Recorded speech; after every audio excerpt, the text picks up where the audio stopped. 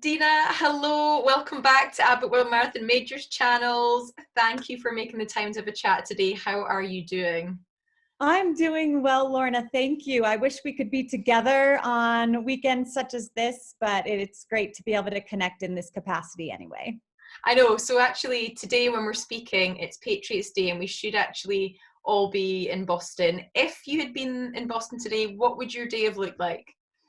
Oh, today I would have been working television for the race and being able to see it unfold right there on the street in front of me. So it would have been a privilege to be there and see the race unfold, but I'm hoping to be able to be there in that similar capacity this fall. So what are some of your fondest memories of Boston from running the race? Oh, I would say the highlight wouldn't be some of my poor performances there, but the year that they hosted the Olympic trials in 2008 and being able to win the Olympic trials on the streets of Boston. It wasn't the same course as the point-to-point course in Boston. It was loops in Back Bay and the same finish line. And so it was just a magical day to be able to make another Olympic team. It would have been my third Olympic team, and to be on the podium with Magdalena Louis-Boulet and Blake Russell, and knowing that we had booked our tickets to Beijing later that year was pretty exciting. That's amazing. Well, yeah, fingers crossed we see you there in September. Back to life today as we know it and the sort of ever-changing circumstances. What is your current situation and how are you and the family coping with the life in lockdown? Yeah, I think so grateful for running in two reasons. One, that we still have the freedom to get outdoors and get some fresh air for an hour or so a day. So we've been making sure to do that for our own sanity, not so much as building fitness and having that type of focus right now, but just to get out and be able to enjoy the outdoors. And then for running, giving me the privilege of cultivating positivity for so many years. I've been able to handle this challenge quite well. And so I do feel grateful that my mind is on top of all this and trying to get the best out of each day. So I wanted to actually touch on both those things. So from the physical aspect, how is this affecting your own training? You're saying you're not really training as such, but what does your running week kind of look like just now? So I do have now the new hat of being a homeschooled teacher. So that's something I never wanted to sign up for and find myself in the throngs of.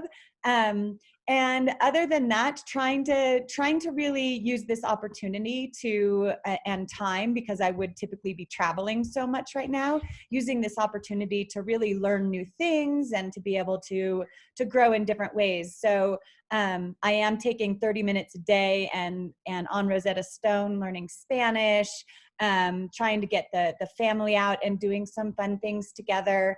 Cooking, I'm probably making bread or pasta every single day. So really having fun with recipes and being able to feed and nurture my family in that capacity. I typically do that anyway, but it seems like I have a little more time to prep for all these meals now. And so really just trying to embrace the opportunity of being home, organizing the closet.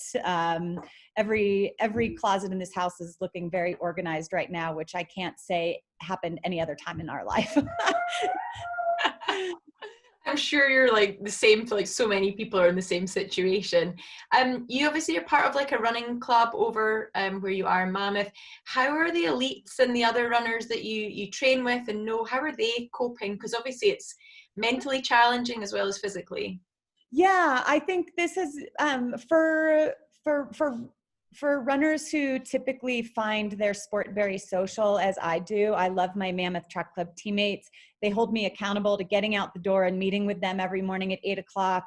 And to not have that, I miss the accountability, but I also miss that connection with them, sharing the miles and stories. And so I deeply miss the friendship that comes out of that. We do try to connect on virtual meetings and video chats and keeping up with each other on texts and sending funny texts back and forth to each other. We just finished a challenge where we made dioramas. We had to read a classic book and make a diorama like we would in the 5th grade, and then send a picture of it via this text thread. So the text thread is all on little challenges to one another outside of running, as well as motivational quotes that we're finding while we're reading or on the internet.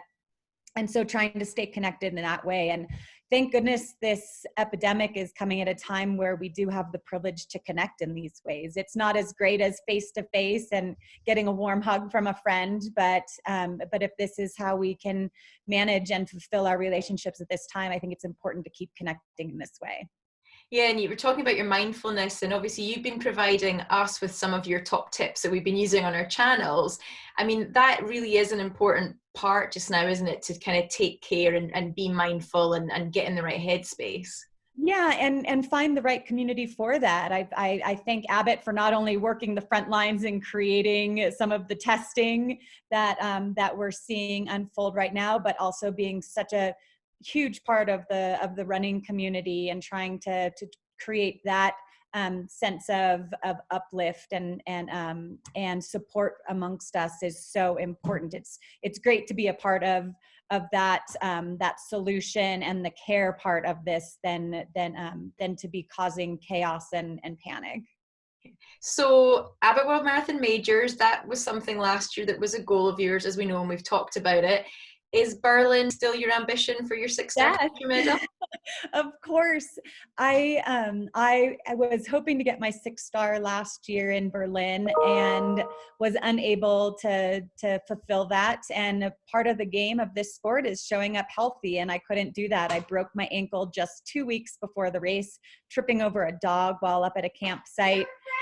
And so that was a super hard time. But I think because I've practiced positivity and seeing the silver linings so much, I immediately thought to myself, well, looks like I'm going to be at this for a whole nother year. So this is how I stay in the sport and stay engaged. And, you know, I never know if my goals and ambition are going to run out. And when they do, I'll just get out for a run, and it won't be in such a determined way. But I do feel that if I keep having those goals to lure me into my running shoes and keep me pushing each day, I'm going to take it. Just looking back on the other 5 that you've run, what are some of those standout memories? Like when you look for that moment of positivity, what from the majors sort of comes to mind for you? Yeah, I think for so many years of my career before I became a marathoner, I always felt as a runner that I was performing. I was performing on a world stage for the crowds of the World Cross Country Championships. I was performing on the world stage in packed stadiums in different places around the globe. And it wasn't until my first marathon in New York City in 2001 where I really did feel that sense of community. And so that stands out for me, that New York was kind of my hook at this distance, that I was just taken by the entire experience, even embracing the pain that came towards the end of the race. But that sense of community that New York gave me was priceless, and has really launched a whole nother passion. I feel like the marathon became a whole new sport in my mind. And then in Boston, to just be such a part of history there, to stand on that starting line. And although I never ran the point-to-point course to the potential that I wanted to, I'm happy to see some Americans did in Meb and Des, who have become household names, just 3 letters in each of their names.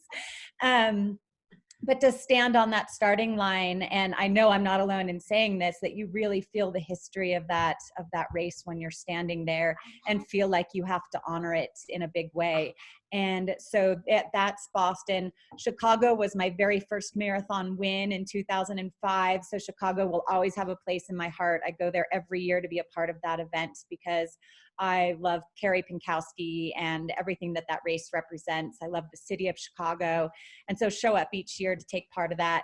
And then the London Marathon, for it to be where my personal best was run, but also because it is such a beautiful and royal event, that to be able to run towards Big Ben in the Parliament, to run over the Tower the Tower Bridge, to run in front of Buckingham Palace and finish in the Mall is just just has a royal, like, you feel like trumpets should be blaring as you run by. And so I love London for that. That's amazing. And then you completed Tokyo just a year past March, so 2019 as well. So one more to go. Yeah. And Tokyo was great because it was a family event. I was able to bring Andrew and Piper to that race, and to be able to experience such a multicultural race as Tokyo was super special to share that with them. And my favorite thing during the race was just at the start, when all the confetti, when the gun goes off and confetti is falling from the sky. It just feels like, wow, it's a celebration just right there from the beginning. So it's very, very fun. Well, you're a huge support to us and to everybody that follows our channels. So we thank you so much for keeping us positive and keeping going. And I can't wait to see you in real life in the fall. So a real hug, not a virtual one. Exactly. So stay safe and stay well. Enjoy being school teacher for a little bit longer. And you too, we'll Lorna. see you soon. And I have to say congratulations on your engagement right here, now that I see you face to face instead of texting it to you. I'm super excited for you. So congratulations. Yeah, crazy times with the lockdown. You never know what's going to happen. Yeah, you either grow closer together or farther apart when you're holed up together all day. Thank you so much, Deena. It's been great chatting. Take care.